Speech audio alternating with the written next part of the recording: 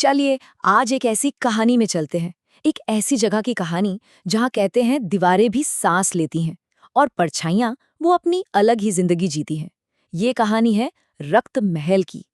अब ये जो पंक्तियां हैं ना, ये सिर्फ कोई कविता नहीं है। नहीं, ये उस घर की सच्चाई है। समझिए, एक तरह की चेतावनी है उन सब के लिए जो उसकी दहलीज पार करने की हिम्मत जुटाते हैं। तो कहानी की शुरुआत होती है 3 लोगों से, माया, रेवा और समीर। इनकी गाड़ी आकर रुकती है एक पुरानी बिल्कुल वीरान सी हवेली के सामने। और हवेली भी कैसी, जिसके गेट पर बड़ा बड़ा लिखा है प्रोहिबिटेड एरिया। तो इनका मिशन क्या है? मिशन है उस बदनाम रक्त महल के अंदर जाकर एक डॉक्यूमेंट्री बनाना और दुनिया को ये दिखाना कि भाई यहाँ की जितनी भी खूनी कहानियां हैं ना, सब मनगढ़ंत बातें हैं। पर अफसोस वो ये नहीं जानते थे कि वो घर अपनी कहानी खुद लिखता है। और बस यहीं से कहानी में एक टकराव पैदा होता है। एक तरफ है माया का जुनून, वो तो इस जगह को एक शानदार हॉरर पैलेस की तरह देख रही है। और दूसरी तरफ है उसकी बहन रेवा का डर, जिसे यहाँ की हवा में ही कुछ तो गड़बड़ महसूस हो रही है। तो वो जंग लगे गेट को धकेलकर जैसे ही अंदर कदम रखते हैं, उनका सामना एक ऐसी चीज से होता है जिसकी उन्होंने दूर दूर तक उम्मीद नहीं की थी। कौन? घर की वो रहस्यमयी रखवाली। सीढ़ियों के पीछे जो अंधेरा था ना, उसी अंधेरे से एक परछाई निकलती है। एक बुढ़िया, जिसे सब दादी बुलाते हैं। उसके हाथ में एक बुझी हुई लालटेन थी और उसकी आंखें वो सीधे इन तीनों पर गड़ी हुई थीं। ऐसा लग रहा था मानो वो इनके मन के अंदर झांक रही हों। और दादी की चेतावनी वो बिल्कुल साफ और उतनी ही डरावनी थी। ऊपर वाले कमरे में मत जाना, वहां वो सो रहा है। उसकी आवाज में कोई धमकी नहीं थी, बल्कि एक अजीब सी शांति।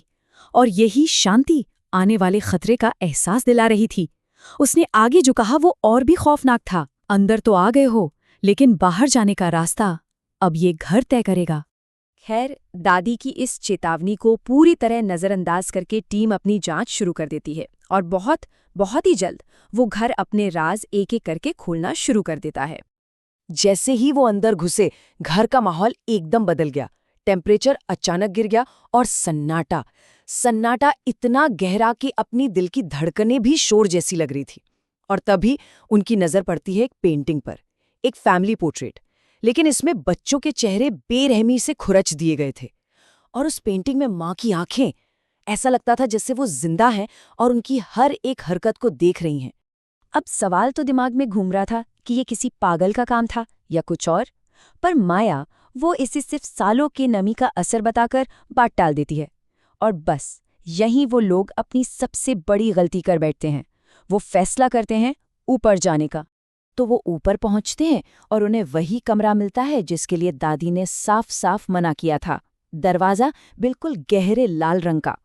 जैसे ही माया अपना हाथ दरवाजे की तरफ बढ़ाती है ना, पूरा माहौल ही बदल जाता है।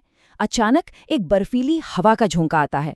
दरवाजे के नीचे से कोई गाढ़ा काला लिक्विड बहने लगता है और अंदर से पत्थर पर नाखून खुरचने की एक दिल दहला देने वाली आवाज गूंजती है। बस इतना काफी था। डर के मारे वो सब नीचे की ओर भागते हैं, लेकिन भागने की उनकी हर कोशिश नाकाम हो रही थी। ऐसा लग रहा था जैसे घर ने उन्हें अपनी गिरफ्त में ले लिया हो। हर दरवाजा, हर खिड़की, सब बाहर से बंद सील कर दिए गए थे। और जब उन्हें लगा कि इससे बुरा और क्या ही होगा, तभी उस खुप अंधेरे से एक बच्चे के खिलखिलाने की आवाज आती है और एक मासूम सा सवाल सुनाई देता है। एक ऐसा सवाल जो उस जगह की सबसे खौफनाक सच्चाई को बेनकाब करने वाला था। इसी घबराहट में उनकी नज़र एक कालीन पर पड़ती है जिसके नीचे से हल्की सी रोशनी आ रही थी। एक ट्रैपडोर। ये सोचकर कि शायद ये बाहर निकलने का रास्ता है, वो एक और गलती कर बैठते हैं और उस अंधेरे में नीचे उतर जाते हैं। और नीचे जो नज़ारा था, उसने उनके हर डर को हकीकत में बदल दिया। पूरा तखाना मिट्टी की छोटी छोटी गुड़ियों से भरा पड़ा था। हर गुड़िया पर किसी का नाम और एक साल लिखा था। ये सब पिछले शिकार थे। और कमरे के ठीक बीच में 3 नई अधूरी गुड़िया रखी थीं, जिन पर उनके ही कपड़ों के टुकड़े लगे हुए थे। तब उन्हें एहसास होता है कि वो खुद उस कहानी का हिस्सा बनने वाले हैं जिसे वो शूट करने आए थे। और तभी धड़ाम से ट्रैपडोर जोर से बंद हो जाता है और दादी की आवाज चारों तरफ दीवारों से गूंजने लगती है।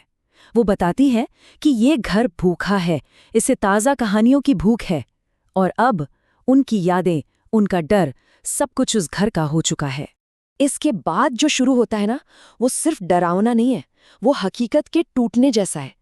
घर अब उनके सिर्फ शरीर से नहीं, उनके दिमाग से खेलना शुरू कर देता है, समय को तोड़ मड़ोड़ कर। माया की आंख खुलती है उसी लाल दरवाजे के सामने। वो पास लगे एक आईने में देखती है और उसे अपना चेहरा नहीं बल्कि उस दादी का चेहरा नजर आता है। उधर रेवा की आंखें दूधिया सफेद हो जाती हैं और वो हमेशा साथ रहेंगे फुसफुसाकर हवा में गायब हो जाती है। और समीर समीर तो धीरे धीरे माया की आंखों के सामने ही शून्यों में विलीन हो जाता है। भागते भागते एक कमरे में माया के हाथ एक पुराना रजिस्टर लगता है और यही रजिस्टर घर के असली राज से पर्दा उठाता है। इस रक्त महल में कोई भूत नहीं है, ये घर खुद एक टाइम लूप है, एक समय का जाल। उस रजिस्टर में उन सभी लोगों के नाम थे जो कभी यहाँ आए थे और उनके नामों के आगे उनकी मौत की तारीखें लिखी थीं, भविष्य की तारीखें। अपना सब कुछ खोने के बाद माया को आखिरकार अपनी किस्मत का एहसास हो जाता है। ये घर यादें मिटाता नहीं है, ये उन्हें अपनी कहानी का एक किरदार बना लेता है, हमेशा के लिए। और इस तरह माया का ट्रांसफॉर्मेशन पूरा हो जाता है। जो लड़की एक कहानी को कैमरे में कैद करने आई थी, वो खुद उस कहानी की अगली रखवाली बन चुकी थी। उसकी त्वचा पर अब झुर्रियां थी और आंखों में वही खालीपन जो उसने कभी दादी की आंखों में देखा था। और फिर कहानी का चक्र फिर से शुरू होता है। हवेली के बाहर एक और नई कार आकर रुकती है। उसमें से 3 नए जोशीले नौजवान बाहर निकलते हैं, जिनकी आंखों में वायरल वीडियो बनाने का सपना है। उन्हें जरा भी अंदाजा नहीं है कि घर उनका ही इंतजार कर रहा है। दरवाजे पर अब वो खड़ी है, बूढ़ी हो चुकी माया। उसकी आंखों से एक अकेला आंसू लुढ़कता है, लेकिन चेहरा बिल्कुल भावहीन है। और जैसे ही वो नए लोग उसके पास पहुंचते हैं, वो ठीक वही शब्द दोहराती है जो उसने खुद कभी सुने थे, अंदर आ जाओ, घर तुम्हारा इंतजार कर रहा है।